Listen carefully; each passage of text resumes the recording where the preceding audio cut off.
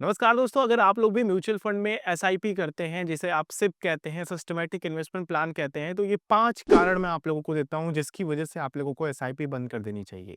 और चैनल पे भी कुछ चीज़ें चल रही हैं, जिसको मैं आप लोगों को बताऊँगा, जिससे कि आप लोगों को भी फ़ायदा होने वाला है। अगर आपने अपनी म्यूचुअल फंड की एसआईपी अभी तक शुरू नहीं करी है या फिर अगर आप किसी म्यूचुअल फंड में एसआईपी करने की सोच रहे हो, तो मैं आप लोगों के लिए चैनल पे एक ऑफ़र लेकर के आया हूँ कि अगर आपके पास डीमैट अकाउंट नहीं है, तो नीचे वीडियो के डिस्क्रिप्शन में है डीमैट अकाउंट का लिंक, वहां से अपना डीमैट अकाउंट खोलो और मैं आप लोगों की आपके फर्स्ट एसआईपी के लिए 300 रुपीज का एक गिव अवे दूंगा। तो नीचे वीडियो के डिस्क्रिप्शन में जाओ और चेक करो।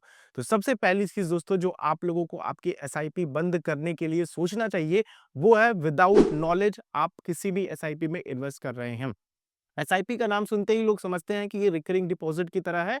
अपने प्रोडक्ट को ना जानते हुए केवल और केवल 15%, 20%, 30% इस तरीके के रिटर्न देख करके वो पैसा डालते हैं और एट द एंड जाकर के 1 साल, 1.5 साल, 2 साल में उनको पछतावा होता है कि यार ये इस तरीके के रिटर्न नहीं है और हमारा पैसा फंस गया। क्योंकि अगर जिन्होंने भी पिछले 1 साल में अपनी म्यूचुअल फंड में एसआईपी शुरू करी होगी, उनको नेगेटिव रिटर्न दिख रहा होगा। उनका जो पैसा पड़ा हुआ है वो भी रिटर्न जनरेट नहीं कर पा रहे, यानी कि 1 लाख रुपए डाला है तो वो भी 98-97 हज़ार के आसपास ही होगा, अगर जिन्होंने 1 साल पहले अपनी एसआईपी स्टार्ट करी होगी।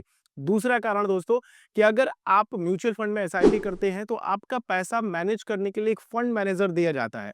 अगर वो फंड मैनेजर अच्छा परफॉर्मेंस नहीं कर रहा है या फिर उसके किसी काम से, किसी बैकग्राउंड की वजह से आप उससे नाखुश हैं, तो उस पर्टिकुलर म्यूचुअल फंड में अपनी एसआईपी तुरंत और तुरंत रोक दीजिए। क्योंकि कई बार क्या होता है, मैनेजमेंट की वजह से ऐसी बहुत सारी नेगेटिव न्यूज़ आती हैं, आपकी पुरानी मैनेजमेंट चेंज करके नए फंड मैनेजर को बैठाया जाता है। अगर आप लोगों को ये सब चीज़ें नहीं पसंद है, तो अपनी म्यूचुअल फंड की एसआईपी तुरंत बंद करो। तीसरी चीज़ जो आप लोगों को बहुत ही इंपॉर्टेंटली गौर करके रखनी है, वो है अगर आपका गोल चेंज हो जाता है।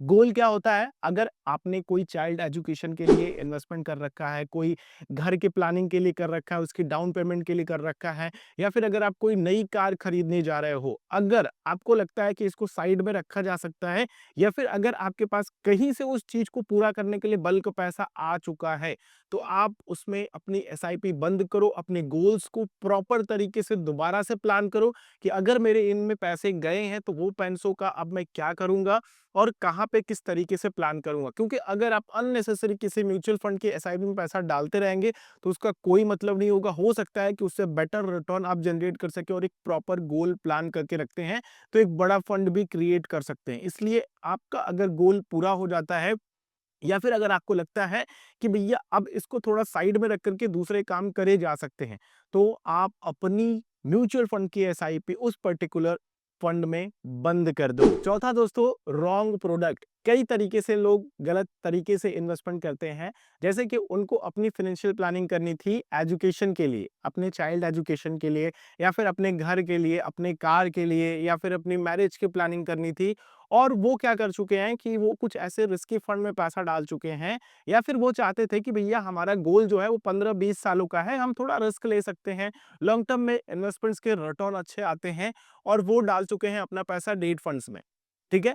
तो आपको अपने प्रोडक्ट को चूज़ करने से पहले ना थोड़ा-सा ध्यान रखना है कि आपका गोल किस तरीके का है और उस गोल के लिए किस तरीके से आप अपने फंड की प्लानिंग करें। जैसे कि मैं आप लोगों को एक प्रॉपर प्लानिंग बता देता हूँ, बहुत ही छोटा-सा एग्ज़ाम्पल दूँगा।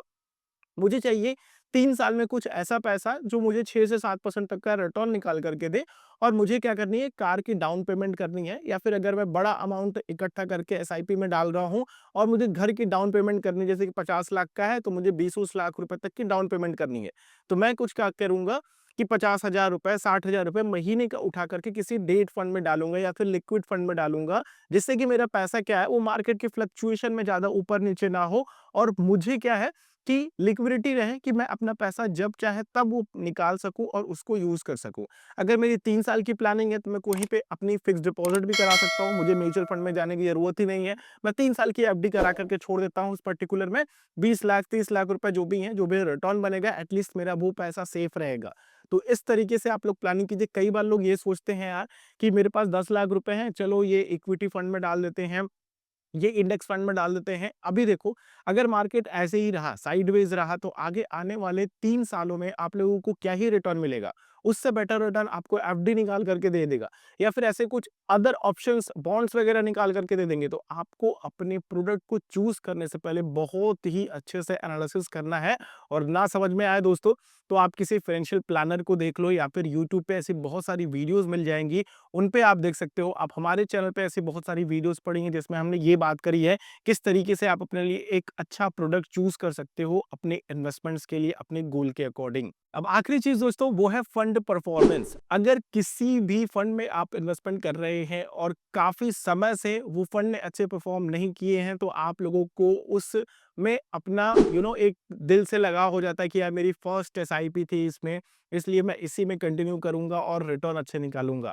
इसमें आप लोगों को दिल का जुड़ाव नहीं करना है, ये आपका पैसा है, पैसे से सब कुछ आपका जुड़ा होता है। तो जहां पे आपका अच्छे रिटर्न आ रहे हैं, अगर वो परफॉर्मेंस उसका अच्छा नहीं है, जैसे कि मैं आपको समझा दूं, कई बार क्या होता है कि जो फंड मैनेजर्स होते हैं वो अच्छे तरीके से आपके पैसों का एलोकेशन नहीं कर पाते हैं। इससे होता क्या है कि जो बेंचमार्क सेट किया गया होता है, जैसे कि हर फंड का एक बेंचमार्क होता है, उस बेंचमार्क से ज्यादा या फिर उस बेंचमार्क के बराबर रिटर्न निकाल करके देना होता है फंड मैनेजर को। अगर फंड मैनेजर वो रिटर्न जनरेट नहीं कर पा रहा है, तो ऑब्वियसली यार, ठीक है, आपको कुछ सोचने की जरूरत है और आपको कुछ अदर फंड्स के बारे में अब एनालिसिस करने की जरूरत है, या फिर उस पर्टिकुलर म्यूचुअल फंड की कैटेगरी में आप दूसरे फंड को देख लो जो बेटर परफॉर्मेंस दे रहे हैं, जो अच्छा परफॉर्म कर रहे हैं। तो दोस्तों ये कुछ 5 चीजें हैं जिनको आप ध्यान में रखोगे तो आप म्यूचुअल फंड की एसआईपी सही तरीके से कर पाओगे, और आप लोगों को ये समझ में आ जाएगा कि यार अब मुझे इस म्यूचुअल फंड में इन्वेस्टमेंट नहीं करना है। आप लोगों को कौन सा पॉइंट अच्छा लगा, या फिर आप किस पॉइंट पे अभी फिलहाल के लिए सोच रहे हो, नीचे कमेंट करके बता सकते हो। बाकी इस वीडियो में इतना ही है। और अगर आप लोग अपना डीमेट खोलते हो तो फर्स्ट एसआईपी जो होगी आप लोगों के, उसमें मेरा 300 कंट्रीब्यूशन आप लोगों के लिए होगा। आपको इंस्टाग्राम पे स्क्रीनशॉट के साथ आपका यूपीआई आईडी भेज देना है।